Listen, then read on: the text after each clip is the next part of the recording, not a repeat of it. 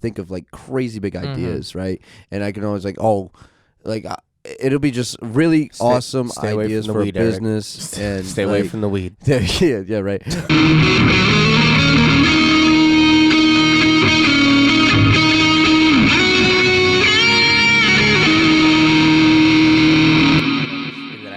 Maybe like one or two more, and I was just like, no, yeah, like always wrecked, just wrecked. Mm-hmm. Yeah, absolutely. It was the first one. It was, I think I already mentioned it on the podcast. It was one of his lines that I was just like, oof. It was like you can always love as deep as you're willing to get hurt. Yeah. And I was shout out our boy Chris on our previous show. Like we were like day 3 out the gate. We were like, hey, you think we can get Chris Valentin on this show? Yeah, he actually responded to us. Yeah, and he was like, no. Yeah.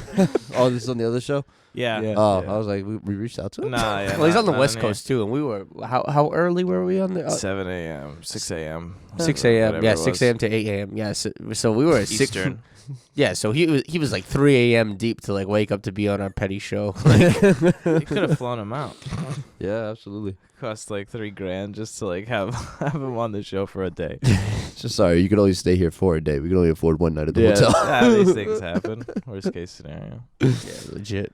Yeah. This is the Life Podcast. My name is Benjamin. I'm here with Eric. What's up? And Tyler. Cuckoo. Thank you for joining us in this random part of your day, because it's a podcast. It's not a live show. Thank you for joining us a week later after the Area 51 raid. Oh yeah, Area 51 today. Oh yeah.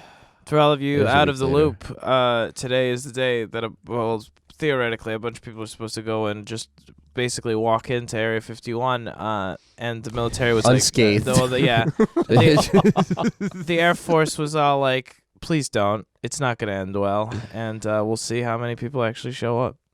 I don't think a lot of people are going to go. Anybody play some bets on body counts, boys? Oh, I'm sure there's got to be some sort of like... Even if nobody gets like over under somewhere, nobody gets cooked by the military. Like somebody's gonna like get like way too drunk at like the hotel the night before, and like fall into an empty pool. Me and Benji were talking about it yesterday. It's going through a desert. Like someone's gonna die from dehydration. Die from dehydration, or at night, like die from hypothermia without like all the correct like gear and stuff like that. Because they were way too drunk to even start it in the first place. You have to be extremely drunk to even embrace the moment. Like I can't imagine just doing that sober. I don't think it's gonna like go running well. into Area 51. Running towards an Air Force, but I think that you have to be like cooked already. Yeah, like you have to be like done. I would not run at it. I think that the Air Force is getting super excited about this. I think they're all ready. We got visitors, guys. It's been years. They're gonna try out all their non-lethals, and then they're gonna try out all the new stuff that they have. I think it's just gonna end badly. I hope not. I hope nothing happens. All right, well, once this episode actually publicly releases, we'll see, huh? Yeah, we'll see. You'll know. What else we got to talk about? Well, we didn't really decide on a topic, so... I thought we did. Did we? Yeah, that last one. The one that we did we talk about yesterday? Oh, we were talking about yesterday? The exertion. Oh, okay. So there's a difference between overexertion and pushing the limit. There you go. What did we say when I was walking? I was like, I don't understand how people like you really have a hard time going to sleep. Like, have you ever tried being maxed out? Like, that's a good prescription to go to bed. Like, yeah, that makes a lot of sense. Is that what you guys were talking about when you guys came in? Oh, we were just walking in the room, and Tyler was. Well, we were waiting for you first of all. So I had my seat back reclined. I had the heat on. I had the radio on a little low, and it was just so nice. Yeah, it's still real dark. Like waking up. That was a beautiful moment. Like it could have been really, really bad. You're welcome for providing a beautiful moment. I was parked in this right magic moment. Yes, I was parked right behind you. It wouldn't have been like that. I would have just like looked at you and just like really bang on the window. window. Yeah, bang on the window. Yeah, but yeah. So I guess we'll start it off. I guess the main premise of that topic was the idea of there's a difference between overexerting yourself and maxing out. And I think that a lot of people go, because there's a fine line between those two things. Yeah. So like the example I always use is the idea of like going to the gym, which I don't do very often, but nonetheless, I've seen people do it. I know a guy. It's all like you go to the gym, and like somebody picks up they're like brand new, fresh off the presses, and they come into the gym, they just got their shiny new membership, and they rack up the plates, and then they just they go, and then they just rip everything, Just blow out their quads. Yeah. And it's like you didn't push yourself, you just overexerted. It's like you knew that, or subconsciously or consciously, you knew that you had no prior understanding of this subject. You don't know where you are on this scale, and you just went for the maximum, and then you ended up hurting yourself because you didn't incrementally go higher. And you didn't go back to the gym because now you're hurting. Yeah, exactly. Now you physically can't go back to the gym. Which is what a lot of people do, and if you don't get lost in the metaphor, please. But the concept is the same idea with everything. It's like that's why you end up with people who are like, I never take risks anymore because that one time I took a risk, everything blew up, and it's like, yeah, like that's gonna happen a lot of the times. It's just that one event doesn't have to stop you from doing everything else. Or even trying different foods. Some people go out and they'll go to I don't want to bash Red Lobster or something, but it's something I don't like this food, and they go and they try the worst example of that possible food. Yeah, exactly. It's you don't. Well, you didn't give yourself a chance. You're right. I don't like lobster from there either. Yeah, right. Premise is the same. Yeah, absolutely. A lot of people are actually afraid to try those things because of something that happened one time, and then they it traumatizes them in a way. But there is a way to take risk. There is a way to max yourself out without exerting it. There is a way to do it so that you are able to last longer and your day is still completely maxed out, quote unquote. You're filled, but without actually hurting yourself or without hurting the people around you or anything. I was just thinking about what you're saying. You're like, there's a way to take risks. And at first it was start by unbuckling your seatbelt. And then he's like, but there's a way to protect yourself. Make sure you wear a helmet.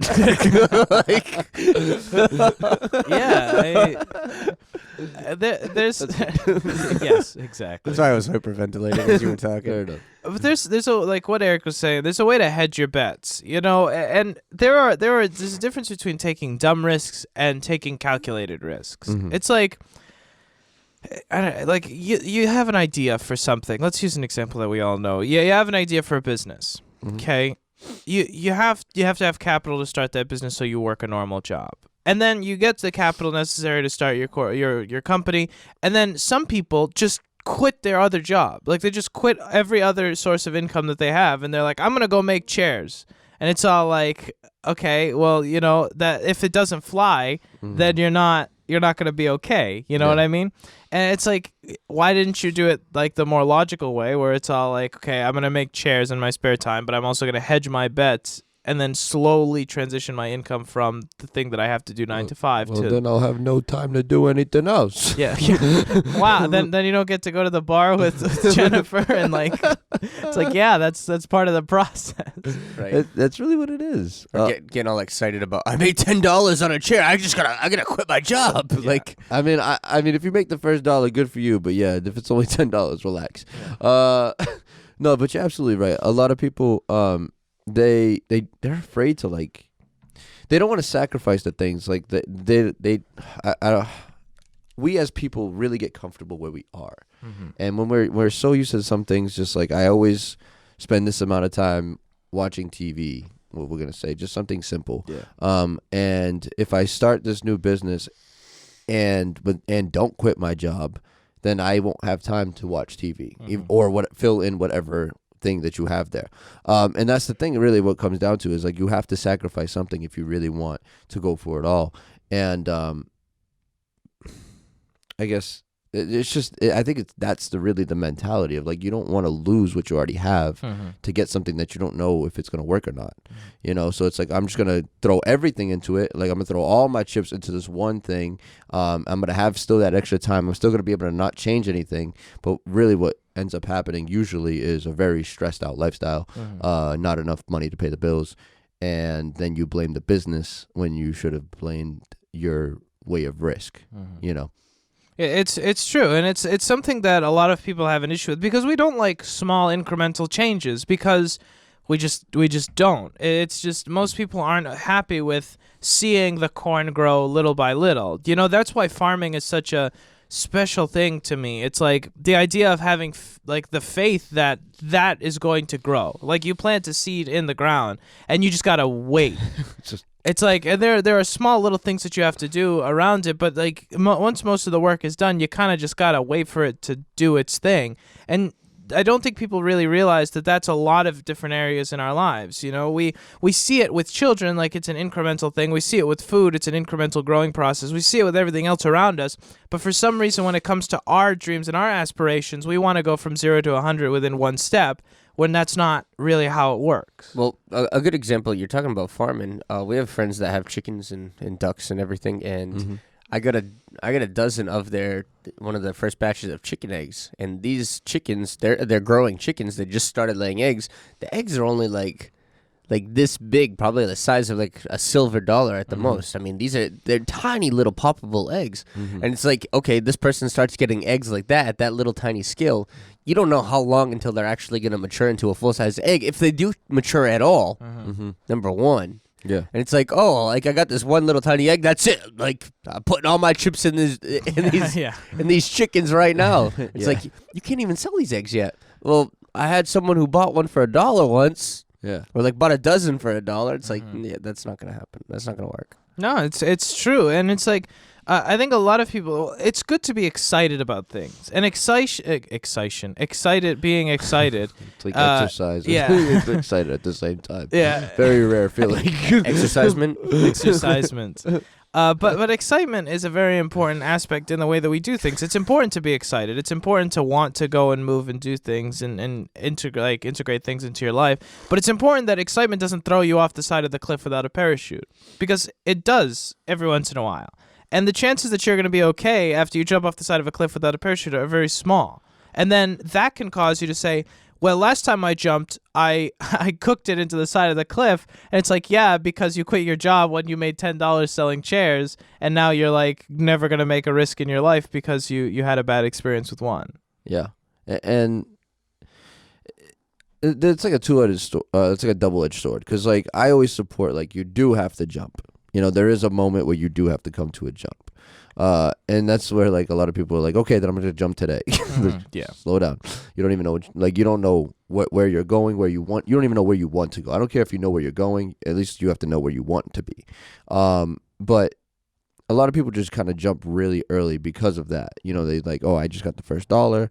I know this is, and I'm not sure if it's going to work. It's not really solid, but I made the first $1. I hate my job so much, I'm quitting. You know, and that's all fun and games, but you have to realize that doing it that way is much more difficult. Not that it won't work. It could work, but it's going to be much more difficult, and your life is going to be much more stressful and much more exerted, because now you have to force things to happen, because you have to hit a dollar amount to pay your bills. You know, there's a word for that. I didn't come. Like a quota? I in a way, yeah. Like, or you kind of set a bar for yourself where you have to make, especially like if you're working a job that gives you consistent income. Yeah. You know, and now you have all the bills that came with that consistent income, and now you just want to drop that and go start your own business and expect to still make $1,200 a month in your first year. It's like, probably not. You know, that's just one of those things that's just not going to happen. Not many businesses profit in the first year. Very, very rarely do they do.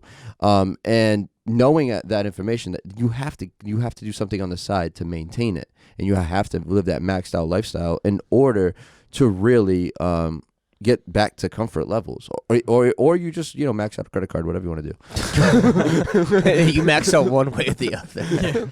Well, where we got a minute and a half. I know we can't get that far into it, but maybe when we roll back in the next segment, we could talk about your journey and how you transitioned to be self-sufficient as far as like an entrepreneur and a mix engineer. Yeah, that'd be awesome. Anybody else got anything before we take a break? No, we could take a break. All right, we're going to take a break and we'll be right back. Stay tuned.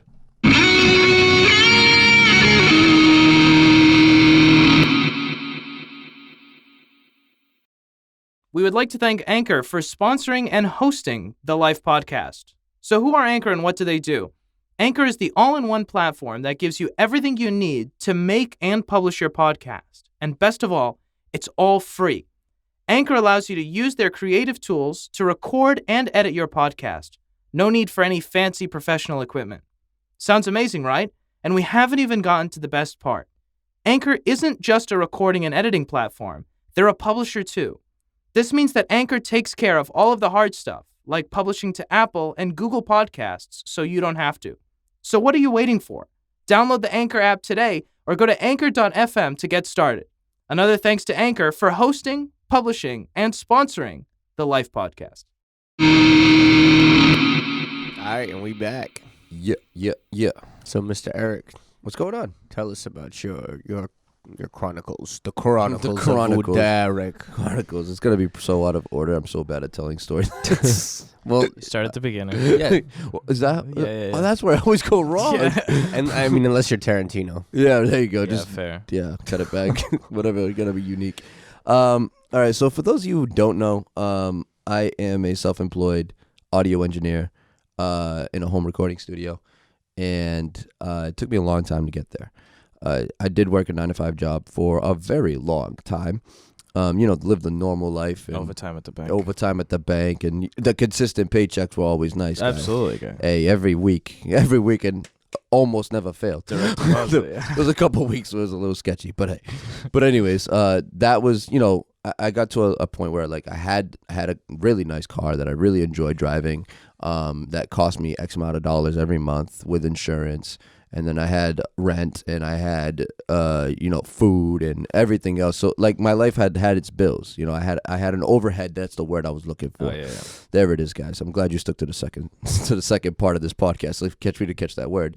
But anyways, so I had an overhead to hit, and I was always so afraid to actually I was working in the studio. It's not like I picked up one day and I'm just gonna be an audio engineer. Look, Well, how old were you when you started to develop passion for audio engineering? 14. 14 was the year. Was how old was the year? The year of our Lord, 14. Yeah. So I was 14 when I first got introduced into that world. By 16, I was like in complete love with it. By 19, I was charging people for the service. And then by 23, I was completely self-employed and full-time. So it was a 9-year process. It was a 9-year process. So like for all of those people who are like, I want to start a company, and then like they go and do it the next day. You see, this stuff like this doesn't happen overnight. Usually, it's a process. It's like 9 years of effort, 9 years of development before you take a step and say, okay, I'm going to do this full time. Every industry is different, depending on obviously if I was going to go to sell shoes, I probably wouldn't take me 9 years to figure out how to do that. But every industry is different, and you do have to get the kinks worked out of it before you know for sure that you're going to jump into this, because it's a decision which is going to cost you money, and it's going to cost you time, and other people are going to remember it. And so if you fail, it's one of those things where you want to be sure that it's worth it. So it took me quite some time to realize that this was what I was supposed to do anyways.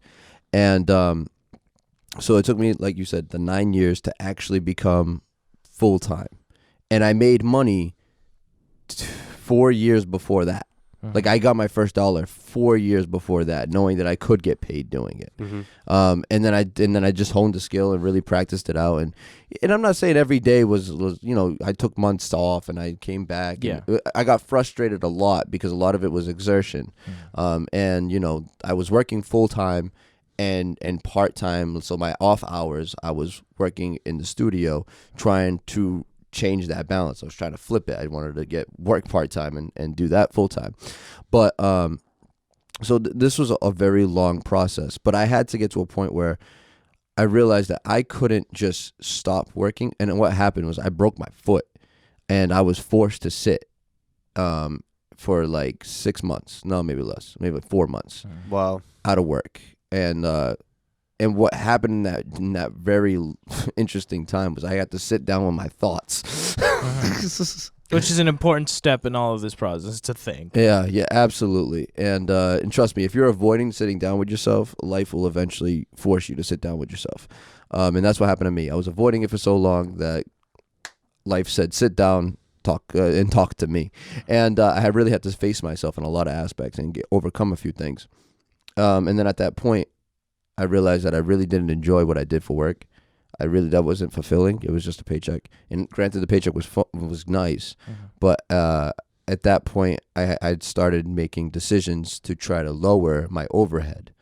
And that was something that I never did before. It was always my overhead. I never really thought about it. I was like, I have the money to pay for it. Why do I care? Yeah. But now I became much more conscious, and my overhead started to drop a little bit. You know, spend a little bit less on food. Said I don't need 4 haircuts a month, like the little things, you know. And then Hey, but 4 haircuts a month.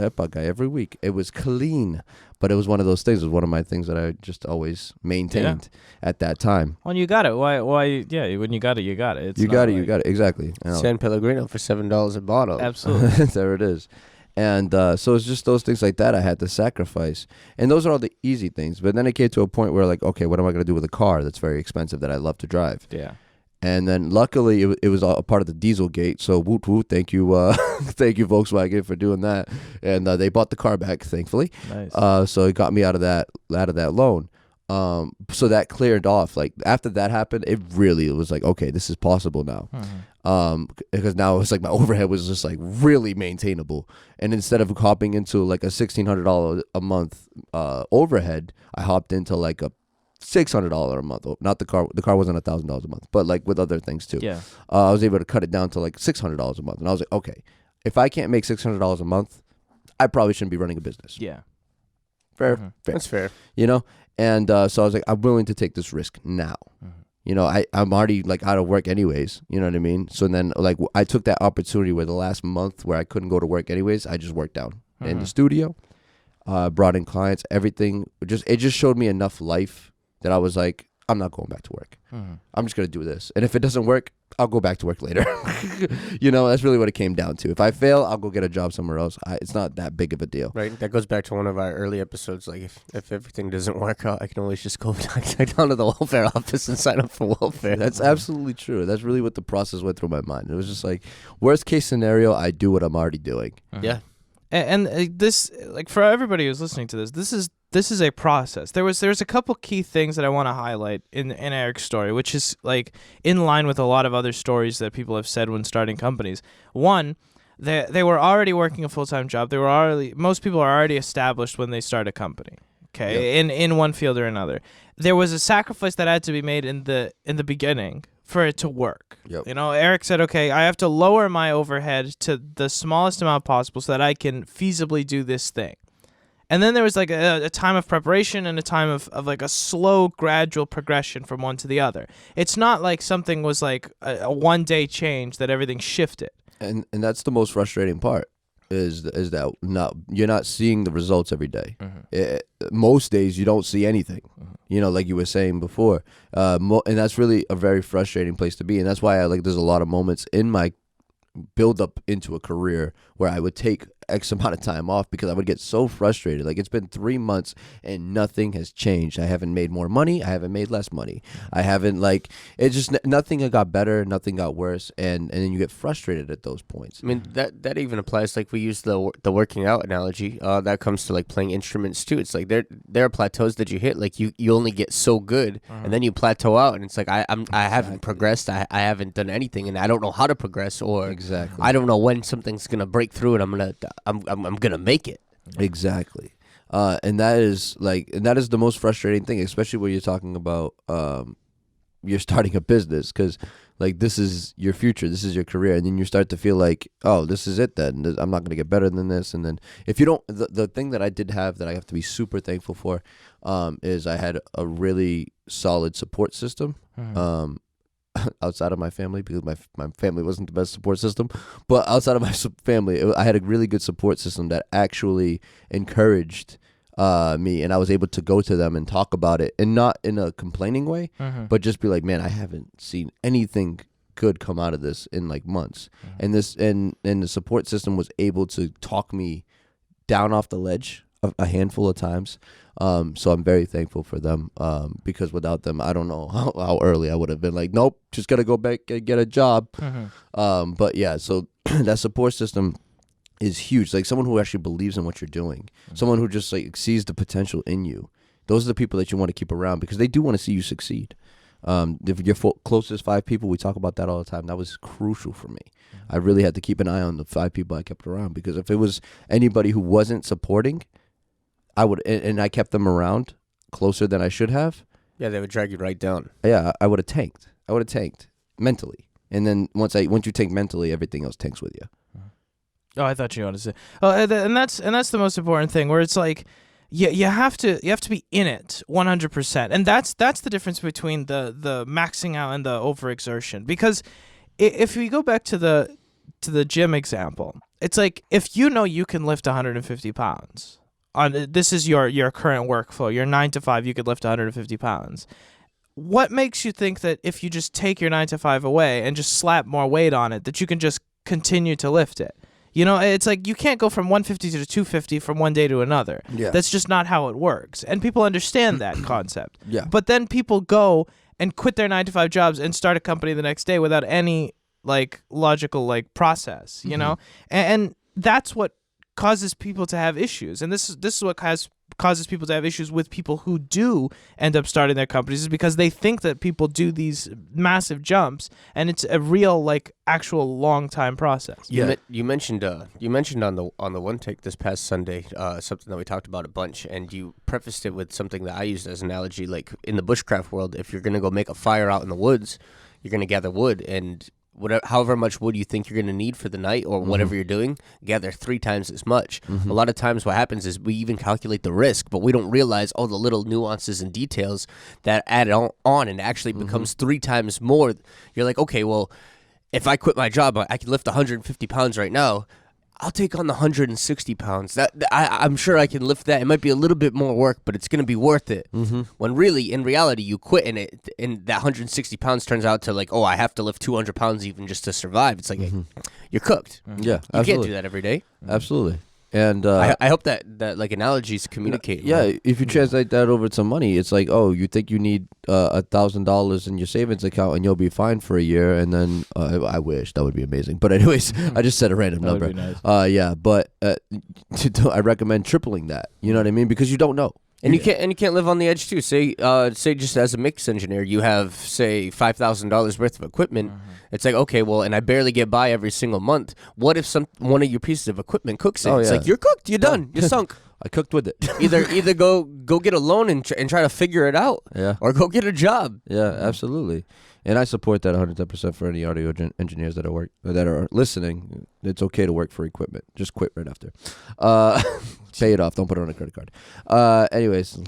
Well, it's true, and that's another thing where people also try to subsidize this process with credit and stuff like that. My parents, when they started their first companies, they did what most people do, where it's all like, okay, you're gonna start a company, you're gonna take out some loans, start a company, and it worked out. But now they started another company, a smaller corporation, where they do like handyman jobs or whatever it is, and they did it the right way this time, where it's all like, okay, they got a job, they love take the that. profit, they go and they buy more materials to do more jobs, to do bigger jobs, different tools, different things, and it snowballs over time. Absolutely. It's like, why don't you just do it that way? It's so much easier and it's so much less stress. Yeah, that stress of having to like, oh, I have to meet this quota so I can pay my bills so they don't come and repo my car and Yeah. I don't Yeah. have anything at all. It's like, I have 2 things I want to say here. One, the safety net of having the money, it provides ease of mind. You know, just that peace of a mind that you don't have. The peace of mind that you have, just knowing that it's okay. all 3 pieces of All it. 3 pieces, whatever you have left of your mind. My last 2 brain cells. Yeah. But having that peace of mind account and having it with enough money to sustain, like that safety net will help your stress out a lot, because once that depletes to zero and you know you have nothing and you know that you have bills due at the end of the month, that's just extremely uncomfortable. The other thing I wanted to say is your parents, I love that you said that, because a lot of people really believe that I'm going to start a business later in life and then I will make less mistakes. And that's like exactly the opposite.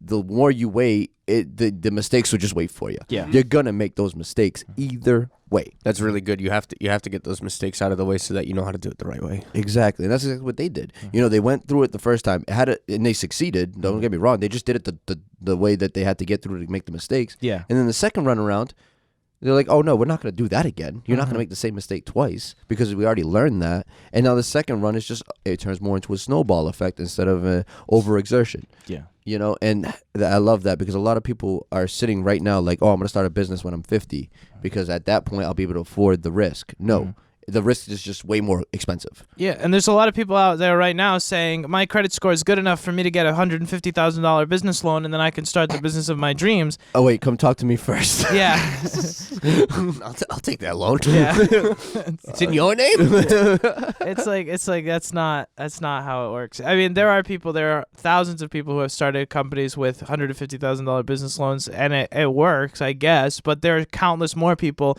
who now have $150,000 in debt. What do you think the percentage of a company that actually makes it? Probably makes like 2 to 3%. Yeah, at the most. Yeah, absolutely, very low. But anyways, we'll be right back. Stay tuned.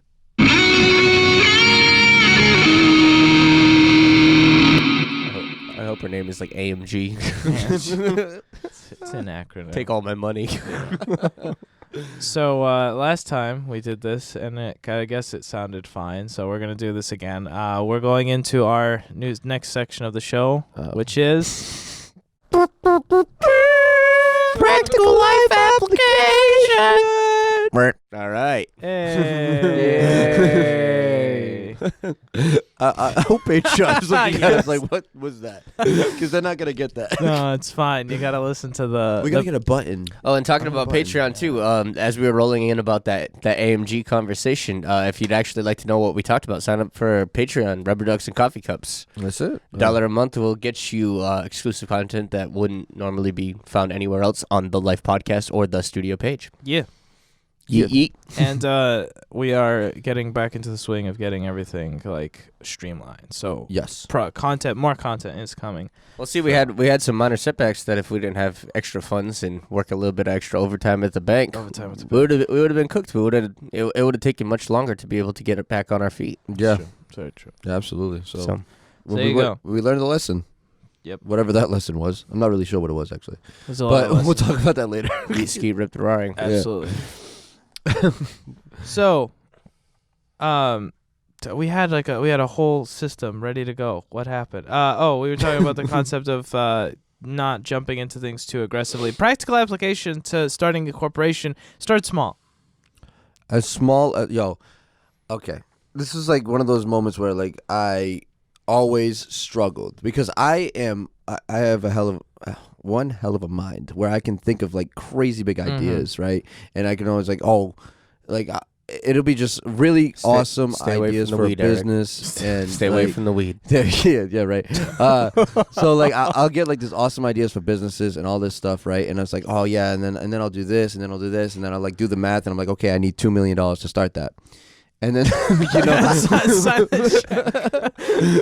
that's the thing is like, so that happens a lot for me. What an art, because I know a lot of people go through that where they just have really good ideas, but they don't have the capital to start it, or they don't know where to start, or it's just like way too big to even handle. Like I always wanted to do like a record label. I don't want to do that anymore because I've learned the ins and outs. But at one point I want to do a record label, but it's like, how many people that are involved in a record label? It's too immense to even start describing. You know how many people work at Starbucks? Yeah, right. Well, not everybody can wear all the hats too. Like, not everybody's the total package. That's the thing. Exactly. It's like I could be the creative visionary, but do I know how to handle $1? No idea. Absolutely. So, if you're starting off, try to think of the most niche, basic thing that you can do with what you have right now and charge someone for it. And that is my biggest recommendation, because if you could figure that out, you will build from there. And you can make all the mistakes on such a smaller scale where you're like full control of everything. Like if you're just, I don't know, something very simple, like, I just want to specialize in making shoelaces. I want to make shoes in the future, but I don't have the capital to pay somebody to make shoes, but I can start making shoelaces now. Your dad talks about it all the time. He'll take a page out of his book. But it's like, you want to get into the business of selling something?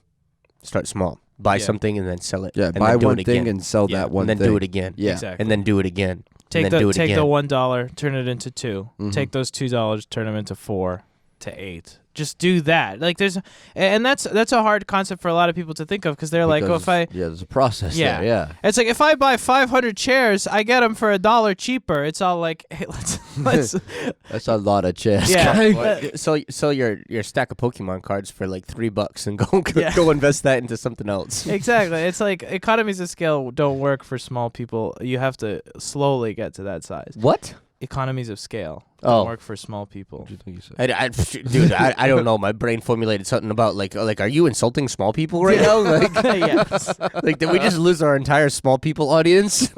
Please don't go. Small Stay. people audience. Stay. No, but Plus it's 8. true. It's like specialize on what you're doing, and also you don't have to offer a product all the time. You can offer a service. If there's something that you like to do that people hate to do, I don't like to do dishes. I would very much want to pay somebody to do dishes for me. I just can't. I just don't want to do them. So if you like to do dishes, Call Benji. don't call me, please. But you could offer that as a service to somebody else. You No, like to clean absolutely. houses. You like to clean. If you're like one of those people who like cleans every single day, go and sell that cleaning service to somebody else. Mm-hmm. That's huge. It's like, so there's a lot of people who are already successful, but they all have something that they're doing right now that they don't want to do. All of them. Yes. Every one of them. Mm-hmm. If you can figure out what it is that they don't want to do and alleviate that from them, they will not only appreciate you more than ever for it, they will pay you for it. Well, you can provide like a euthanasia service because I'm sure plenty of like CEOs just don't even want to wake up in the morning. Like they Jeez. just don't want to be alive. That's a very I found a aggressive- need. I'll meet it for you. Jeez. No, Whatever but you gotta that's. do. I mean that's the comedic side. But there's true. If there's Yeah. something that you don't like to do, or there's things that you do like to do, I'm sure there's somebody who doesn't like that. Oh, that's guaranteed. Guaranteed. You just have to find them. That's the hard part. Or people who have a need but they don't know how to get there, and you know how to get there. It's like, yo, I'll get you there. I'll show you the way. I mean, it's something like we do as the studio, the services that we provide. It's like people, I have a need, but I'm not very good at it, or I don't know how to get there. Oh, don't worry, we got you. I just don't have time. With the clients that we work with, it's not that they don't know what they're doing specifically. I mean, they can't. They don't have the materials that we have to do certain things, but they could. It's not a concept of money. Yeah, absolutely. It's just if you add one more thing to your plate, if you live a maxed out lifestyle and you can offset anything, you do it. It's like the dollar amounts are no longer a factor at that level, you know? I got something else. I feel like I'm just like attacking a bunch of, not attacking, but just Bunch of small. No, please leave the small people out of it. No. Please don't go. Small people. Don't go. So I feel like I'm attacking like different people, like as far as what they do, but like and this is gonna be directed towards business owners who have already started. I thought you were gonna just like call someone out. Like, No, like, this is Jennifer, this is for you. This is for Yeah. Jennifer. yeah. Stop. But anyways, Jennifer has a business, right? And she sells whatever she sells. Cupcakes. Cosmo. Cupcakes. Is what'd you say? Cosmo, like She the sells- magazine. Magazine subscriptions. She sells I like cupcakes. So anyway, she sells cupcakes, right? And she's so into her business that she started the business from scratch, and she's really in love with her business. She absolutely loves everything about it. And this is a lot of people who really love their business, and they do everything in it. The best way to help your business grow as an owner is step back and hire people from the outside to alleviate some of the things you don't want to do. Yeah. Absolutely. Hey, actually, you know, I got a pretty good story while we're in Practical Life application. I went to the grocery store real quick for lunch yesterday at work to pick up some stuff. And what did you say? Yeah, you too. We do. Yeah, we go to we get the manager specials. Oh. For like the day old stuff. Oh, yeah. But anyways, so That was so bad, but go ahead. stop.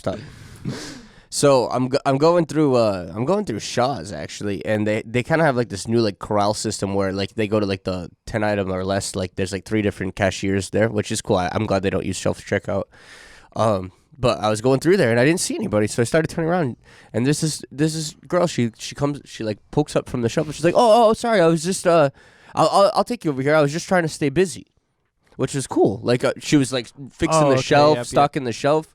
But that wasn't her job. She was on the register. Yeah. She was just like doing something because there was nobody coming around. It's like, oh wow, that's kind of cool. So already my antennas went up, and I went through the line. This girl was very pleasant. She was very knowledgeable, very efficient. Like you could tell she just knew exactly what she was doing. This girl was only no older than like 18, but she was good, and she was polite.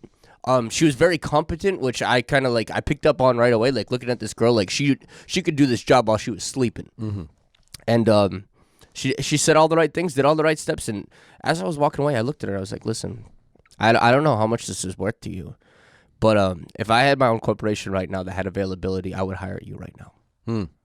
And she just said thank you, and I walked away. Yeah. But like I looked at the competency of this girl. Even if I could I would put her in a job that she did not know how to do, just of the fact of she stayed busy on company time. Mm-hmm. Out of the kindness of her heart, she worked hard, and she was very competent. Yeah.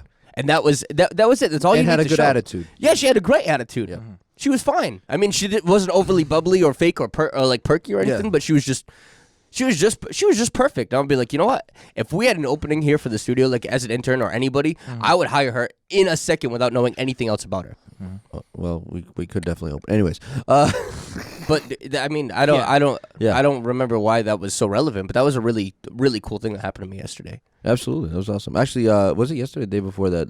There was a cashier that we were walking through the grocery store, and we asked one person where the pancake mix was. Oh yeah. And then we were walking towards where that person said, and the cashier just like literally picked up the box of pancakes, like, here you go, and just handed us the pancake mix. And I was just like, Yeah, that was cool. I was like, oh, I never had that kind of service at any grocery store, so that was cool. That was legit, and like, you might be like, okay, well now we're back into random story time, but no, this is something that's important to as a worker too. Like, let's say you're in a situation where my dad always said this to me. He's all like, when you work for a company, work for that company like you owned it. Mm-hmm. Because that mentality, that idea of my actions directly influence the income of this corporation, that completely shifts the way that you work. Mm-hmm. And that motivation, that way of working is visible to your employers and to your managers and everybody else. And that changes the way that things happen. Absolutely. That can open so many doors. And if you're the same person that wears all the hats as the owner, and you don't have though, like, I'm sure you'll have like a cashier and stuff like that, but like if you're your own marketing manager and you're your own, receiving department and you're your own everything that goes into it, first of all, that's overexertion. That's not maxing out. That is you don't know how to let go of control. Mm-hmm. I'm glad you just said that. That's absolutely true. Yeah. And so there is a big difference there. So if you are a business owner and you do see yourself being overexerted, just look at it as like, what are you doing that you don't even like to do?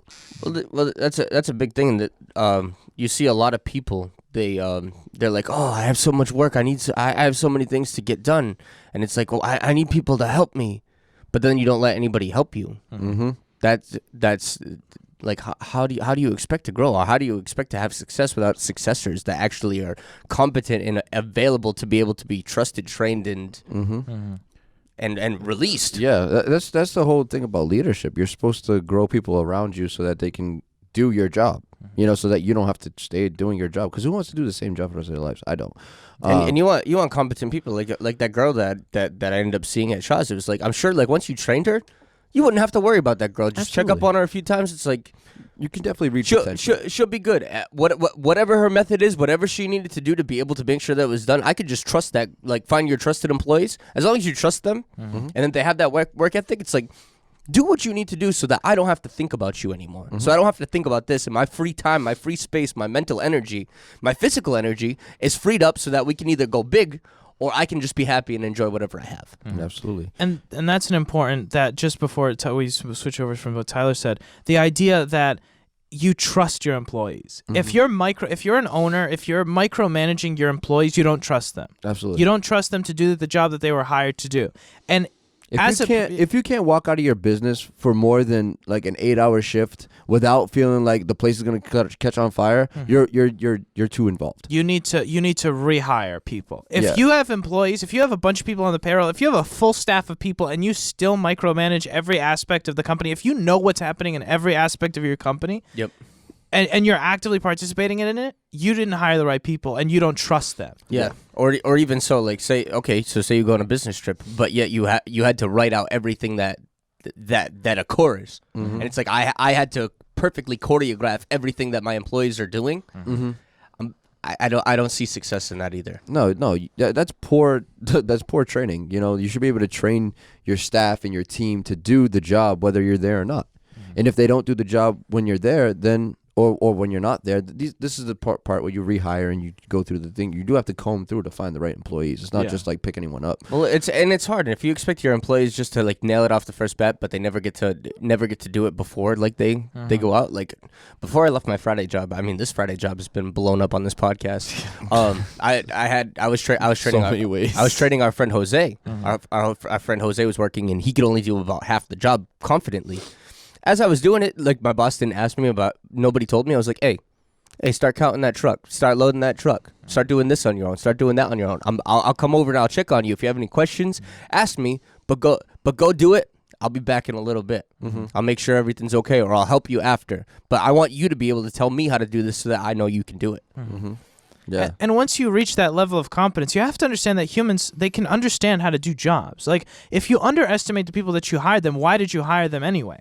It's the most important part is like, just have trust in your employees or people you work with. And it's like, if you have to micromanage, if you don't trust somebody, it's like, what's the point of having them there at the first place? Because all you do is you discourage the other person, because subconsciously or consciously they're going to think, well, my boss obviously doesn't trust me enough to do this job, so I'm just going to do nothing. Yeah, right. I'm just the body to fill the space so I can get the reward, whatever the reward is, whether it be finances or whatnot. And then you breed indifference, and then you have a workforce who just shows up to sit in a chair and to just be there and then leave. Cheers. Anybody else got? We got about 1 to 2 minutes left. I mean, this is like, there's a lot of things we could talk about from a different angles on this, because a lot of people, I think, do get confused between being busy or maxing out and then in reality they're really overexerting themselves. But I think that the business side of it is just like, it's probably the most common thing. I think a lot of business owners really do go through that, where they think they're maxing out, but in reality they're just doing a lot of stuff they don't need to do.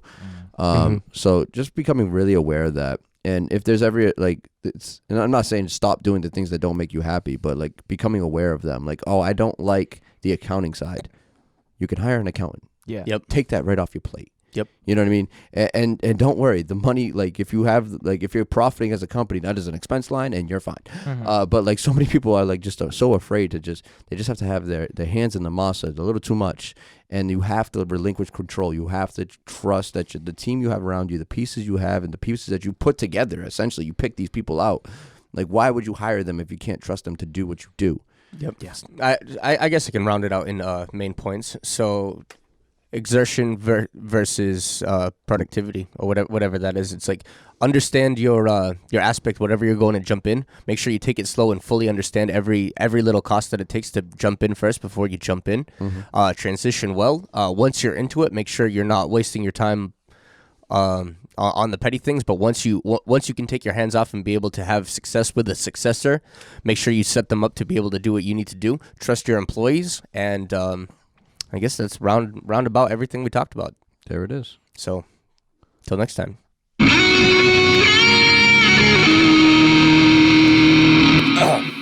I guess I don't need this thing.